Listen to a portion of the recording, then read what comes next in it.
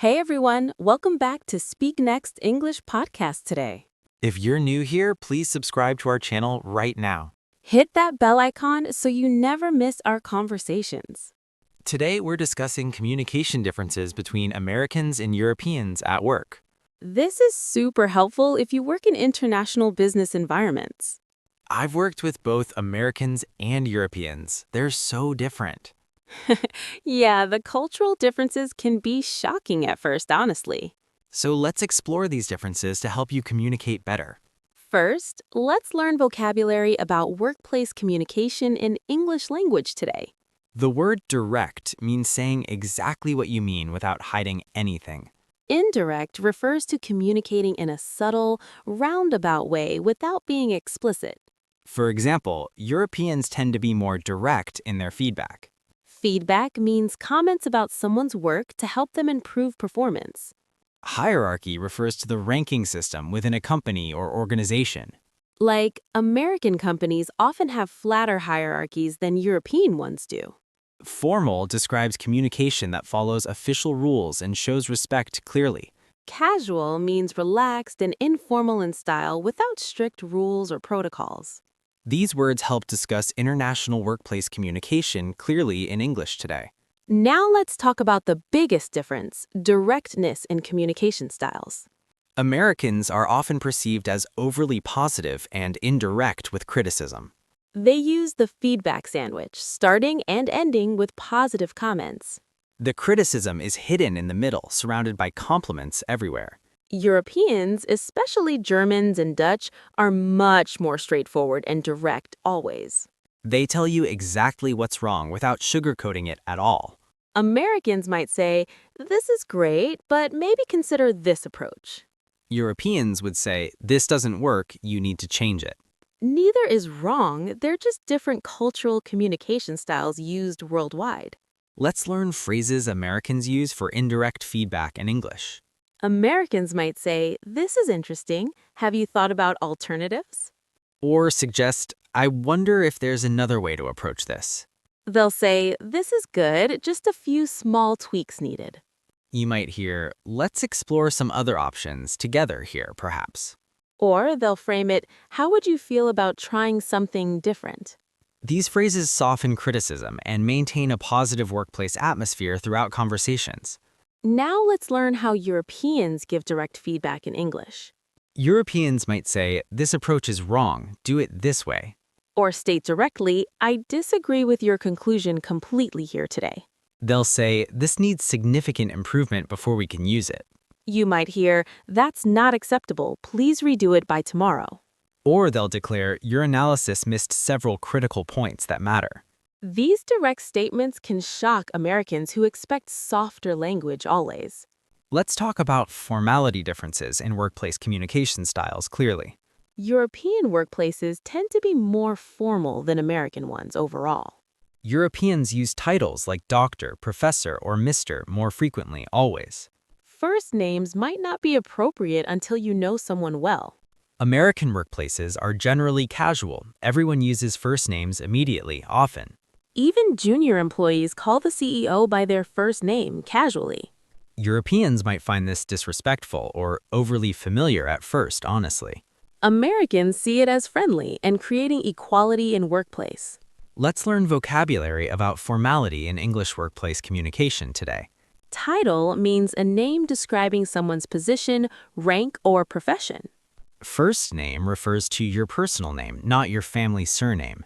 Professional describes behavior appropriate for work settings and business contexts. Like, maintaining professional distance is important in many European companies here. Casual means relaxed and not following strict formal rules or protocols. Respect means showing consideration for someone's position, feelings, or authority clearly. Familiarity refers to close acquaintance or informal, friendly behavior with others. Protocol means official procedure or system of rules governing formal occasions.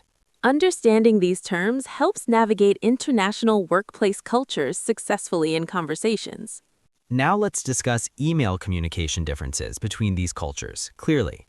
American emails often start with friendly small talk before business matters. They'll ask about your weekend or make casual conversation first, always. European emails, especially German ones, get straight to business immediately often. No pleasantries, just the information needed and what they want, clearly. Americans end emails with best regards or have a great day. Europeans might just sign their name without warm closing phrases.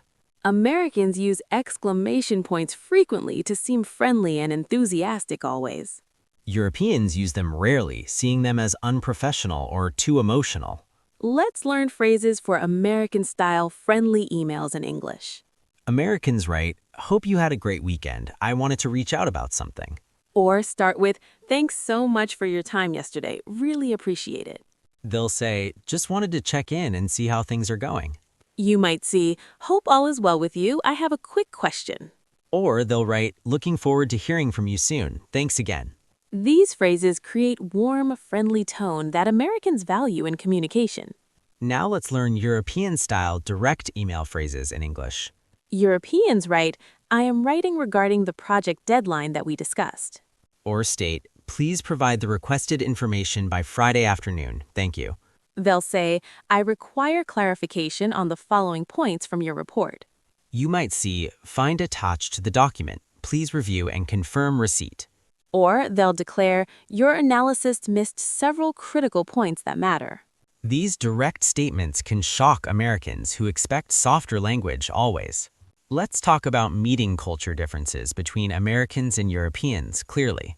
American meetings often start with casual conversation and personal updates. People chat about sports, weather, or weekend plans before starting business. European meetings typically start exactly on time with the agenda immediately. Small talk is minimal. They want to use time efficiently, always. Americans might say, "I think maybe we could consider possibly doing this." Europeans will say, "We will do this," without all the softening language. Americans brainstorm openly. All ideas are welcome, even if they're impractical sometimes. Europeans prefer presenting well-thought-out ideas that are already developed completely. Let's learn phrases Americans use in meetings in English language. Americans say, "Let's throw some ideas around and see what sticks." Or suggest, "What does everyone think? All opinions are welcome here today." They'll propose, "I'm just thinking out loud here, but what if we tried this?" You might hear, "That's an interesting perspective. Let's explore that more deeply." Or they'll encourage, "There are no bad ideas. Let's hear everything." These phrases create inclusive, open atmosphere in American workplace meetings always. Now let's learn European meeting phrases in English language today. Europeans state, "I have prepared a proposal that I will present now." Or declare, based on the data, the logical conclusion is this clearly. They'll say, "Let's proceed with the agenda. We have limited time." You might hear, "I disagree. The evidence does not support that conclusion." Or they'll direct, "We need to make a decision now, not continue discussing." These phrases prioritize efficiency and structure in European workplace meetings today. Let's discuss how criticism is handled differently in these cultures. Americans give criticism privately, never in front of the team publicly. Public criticism is seen as humiliating and damaging to someone's reputation. Europeans might criticize ideas publicly during meetings as part of discussion. They separate personal feelings from professional critique of work or ideas. Americans personalize criticism, feeling attacked when their work is criticized harshly. Europeans see it as normal intellectual debate without personal feelings involved. Americans say great work even when it's mediocre to encourage people. Europeans reserve praise for truly exceptional work that deserves recognition genuinely. Let's learn vocabulary about criticism and praise in English workplace. Critique means a detailed analysis and assessment of something, usually work. Constructive describes criticism intended to be helpful rather than just negative. Sensitive means easily upset or offended by criticism or negative feedback. Like, Americans tend to be more sensitive to direct criticism than Europeans. Blunt describes being direct and straightforward, sometimes seeming rude or harsh. Tactful means careful not to offend or upset people when communicating. Encouragement refers to support and confidence given to someone to continue efforts. Standards means levels of quality or achievement expected in work or performance. These words help discuss different approaches to workplace feedback clearly today. Now let's discuss work-life balance expectations across these cultures. Americans are known for working long hours and being always available.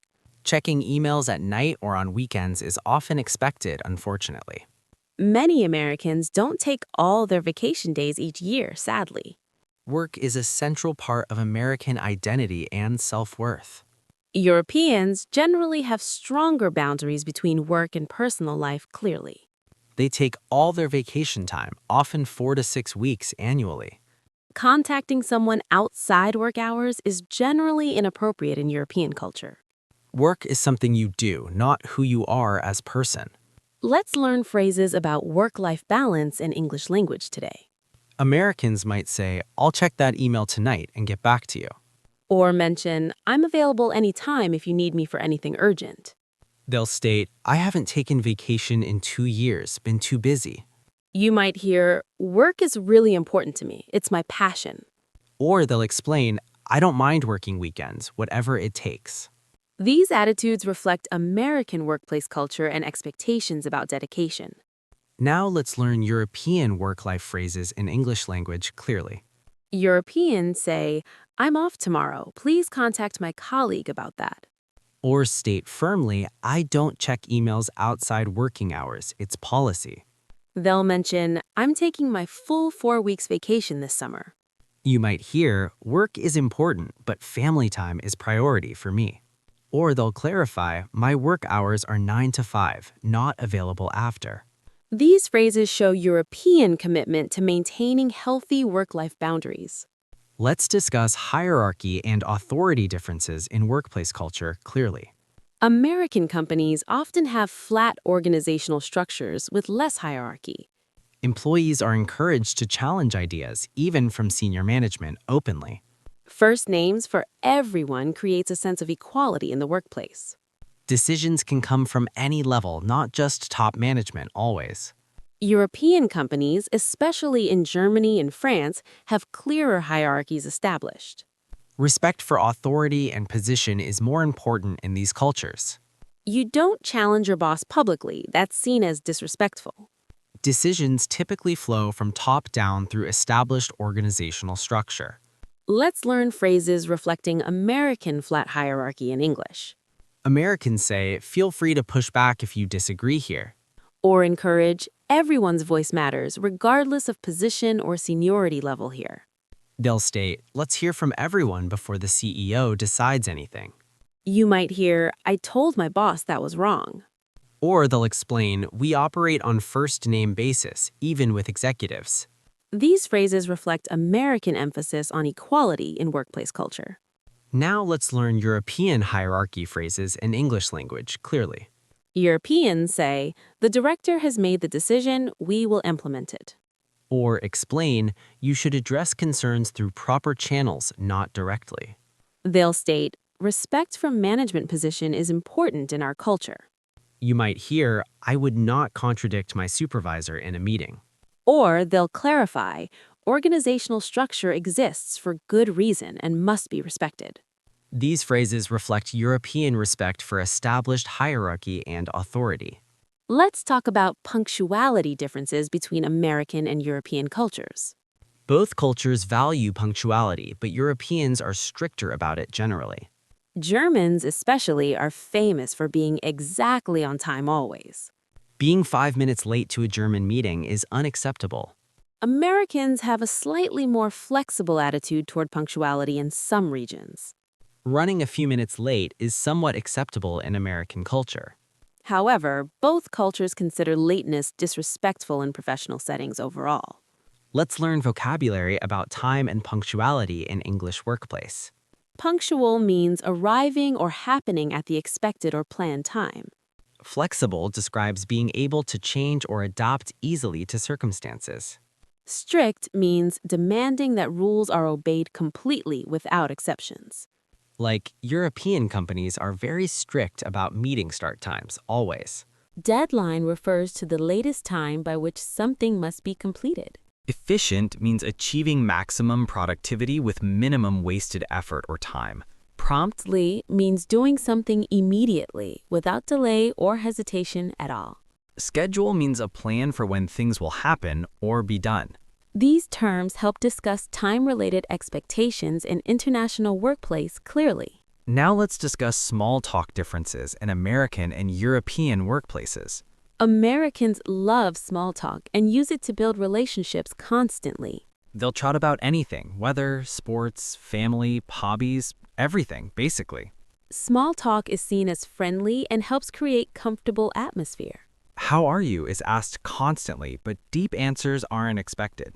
Europeans engage in less small talk, finding it superficial sometimes. They prefer meaningful conversations over surface-level chit-chat about nothing important.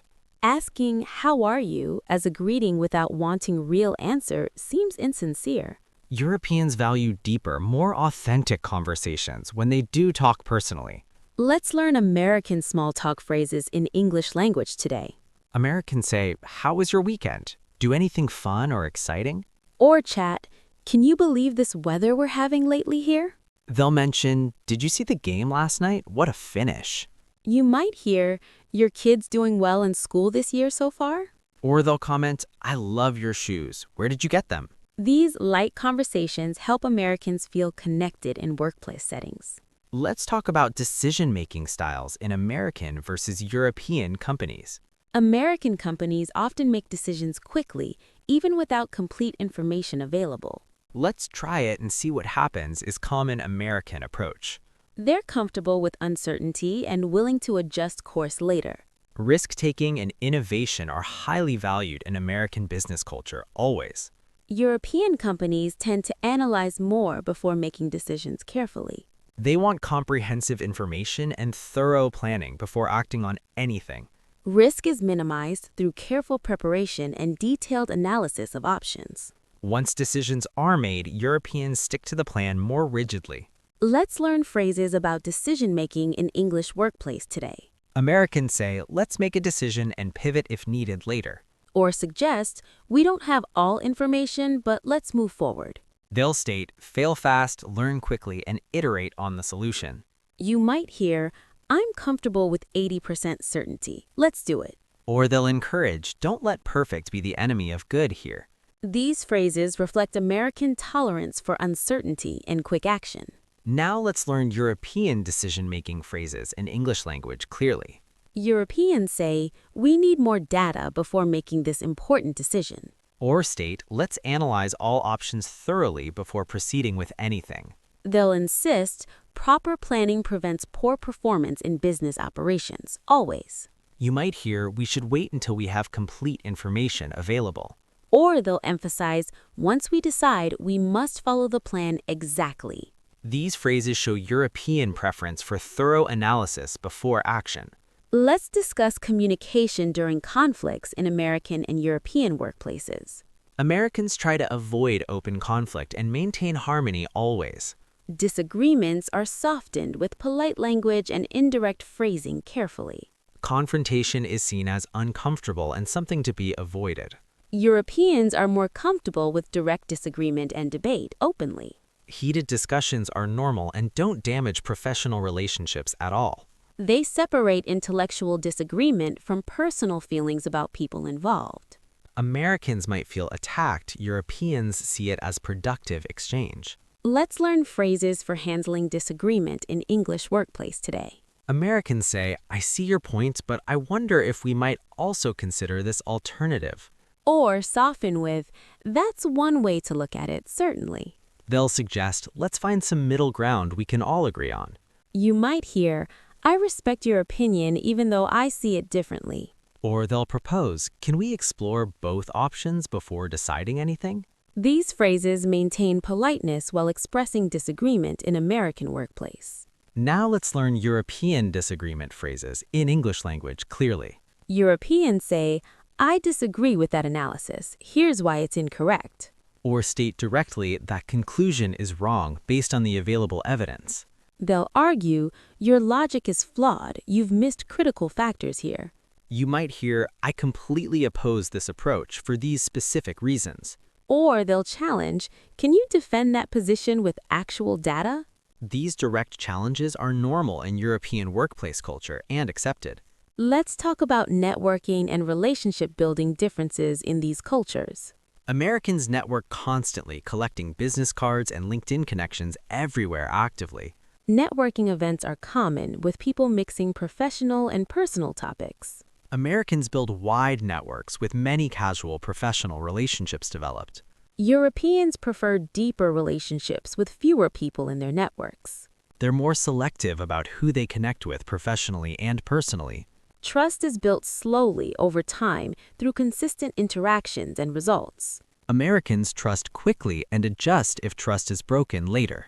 Europeans start skeptical, and trust must be earned through proven reliability. All right, let's wrap up today's conversation about American and European communication. We've learned that Americans tend to be indirect, positive, and casual. Europeans are generally more direct, formal, and straightforward in workplace communication. Americans value enthusiasm, optimism, and quick decision-making approaches in business, always. Europeans prioritize thoroughness, efficiency, and clear hierarchies in workplace organization and structure. Neither style is better, they're just different cultural approaches to communication. Understanding these differences helps you work effectively with international colleagues successfully. Adopt your communication style based on who you're working with. Be more direct with Europeans, more positive with Americans. Cultural awareness prevents misunderstandings and strengthens professional relationships significantly over time. If you enjoyed this episode, please like and share it. Subscribe to SpeakNex English Podcast for more international communication tips regularly. Leave a comment about your experiences working with different cultures worldwide. We'd love to hear your stories and observations about communication. Practice adapting your communication style in your next international interaction. Next time, we'll explore another fascinating topic for English learners. Until then, embrace cultural differences and keep learning English daily. Thank you for listening to SpeakNex English Podcast today, everyone. Take care, communicate cross-culturally, and keep improving your English skills. Goodbye, everyone, and remember, cultural awareness makes you a better communicator. Bye-bye, and observe communication differences in your workplace this week. See you next time with more practical conversations, dear friends.